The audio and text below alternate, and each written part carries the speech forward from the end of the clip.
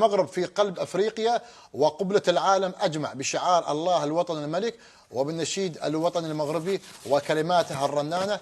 تتزين المملكة لاستقبال منتخبات القارة السمراء في بروقة تسبق أو في بروفة تسبق المونديال، وعين الأسد الأطلسي على الزئير يرعب جميع الخصوم ويخطف اللقب الغالي في المشهد الختامي بالرباط. بالتوفيق للمنتخب المغربي الشقيق. بدأ العد العكسي وارتفع منسوب الترقب، كل الأنظار تتجه إلى المملكة المغربية الشريفة ومدنها الساحرة. الحدث نهائيات كأس أفريقيا 2025 في نسخة توصف بأنها الأفضل على الإطلاق.